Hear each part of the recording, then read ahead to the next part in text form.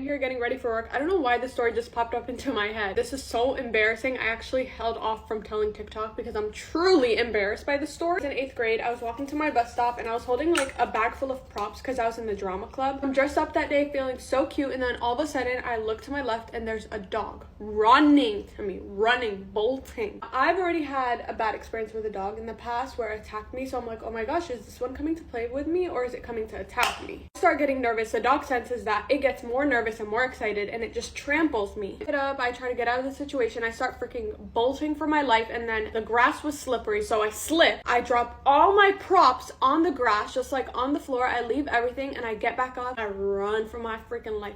This dog is chasing after me. We're both running. I'm just trying to outrun the dog to get back home. You wanna know what's so embarrassing about the story? The entire bus stop watched me. Literally all the kids at my bus stop watched the entire situation. They were just like, where people reminded me of that day for like 2 years after the incident. I'm like, please forget it. I did luckily end up outrunning the dog. I run home, I make it home, I go inside, I start yelling, screaming. I'm like, a dog. I wake up my parents. My dad is like, what the hell happened to you? And my dad is always ready to defend me and fight. He's like, who's the owner that let this dog attack you? Pretty sure the dog was just trying to play with me, but your girl, we had dog issues.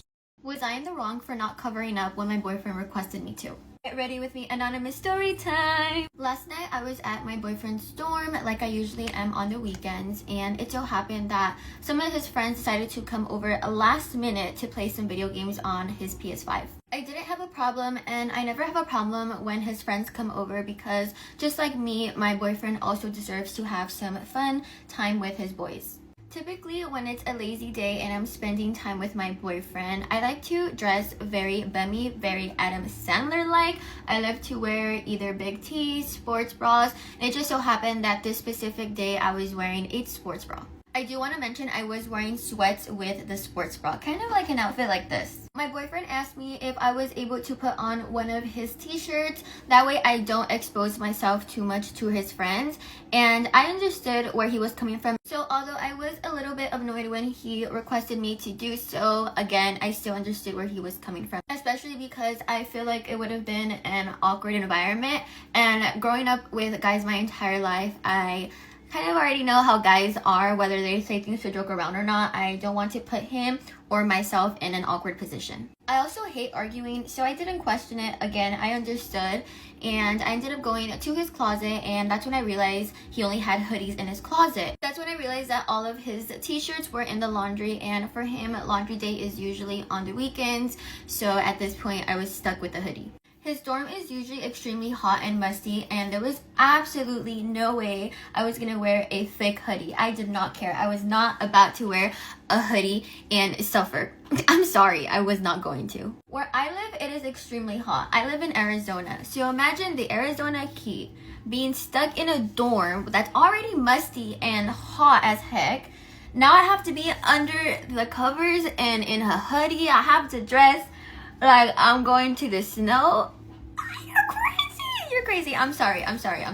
So I ended up calling my boyfriend over, and I told him that I would compromise and I would just put a sabana over me. If you guys don't know what a sabana is, it is basically like a lightweight blanket. It's basically like the first layer blanket that you put on your bed. He was a little bit reluctant with the idea, but nonetheless, he agreed.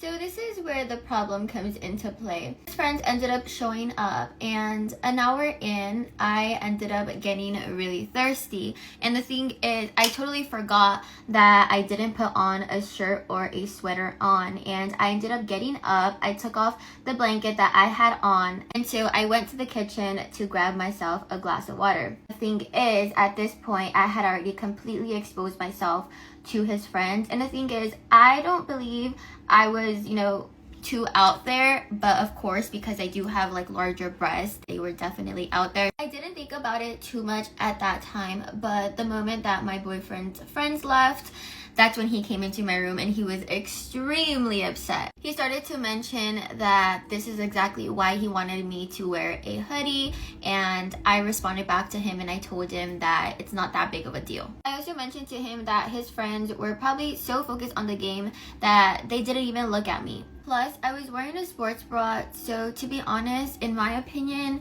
I really don't think my outfit was too provocative. My boyfriend didn't agree with my reasoning. He was still very upset, but I know eventually he'll get over it. For those watching, I want to know if you believe I was in the wrong for not covering up as he requested, or do you think he was in the wrong for requesting me to cover up? Let me know in the comments below what you think.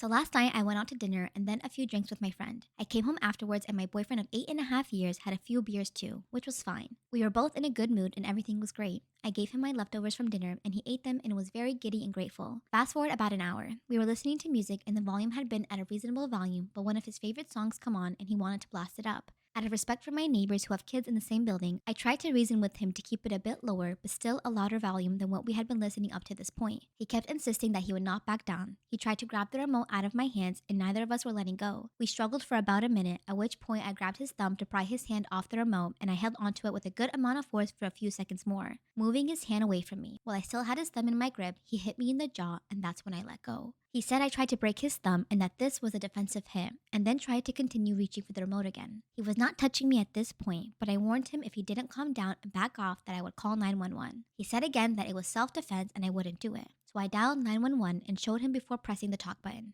He again said, "Go ahead, you're not gonna do it," and then reached at my phone to press the talk button himself, and I backed my phone away from him, surprised for a moment, but then just decided to hit the button and go ahead with the call. The cops showed up while I was still talking with dispatch, and we went over the incident outside while other officers went in to arrest him for assault. After giving my statement at the station and going over everything, I then realized that he was actually going to have to go to court for this, and I've basically been crying on and off ever since. No incident like this has ever happened before with us, and he has been under some stress with work this past week, and he has a short temper when drinking, but never gets violent with me or anyone when he's drunk. He doesn't even throw stuff around or break things either, just gets into arguments a bit more easily. I don't want this to end up giving him a record and mess up the rest of his life in terms of jail time, or even just making it difficult for him to get employment because of this one incident where yes, he hit me, but I'm not really injured, just shocked honestly. And now there's a no contact order on him until his court date, that's a month from now. I honestly just want him to come home so we can talk things through, but because this is considered assault, our entire relationship is up in the air right now, and I hate it so much, I wish last night had never happened. So I am a middle school teacher in Korea, and although I love my students so much, sometimes they will say things and I'm just like, what? The other day, I was playing a game with my students where they had to pretend that they were stranded on an island and could only bring 5 things. While a lot of students said that they would bring things like water, rope, a knife, like basic survival needs. I had another student who listed the 5 things as follows. Number 1, chocolate. Number 2, beer. Number 3, boyfriend. 4, smartphone. And 5, potato. And then I told her, girlie, I don't think you're gonna survive very long on the island. And she responded, but teacher, I'm fun. And truer words have never been spoken.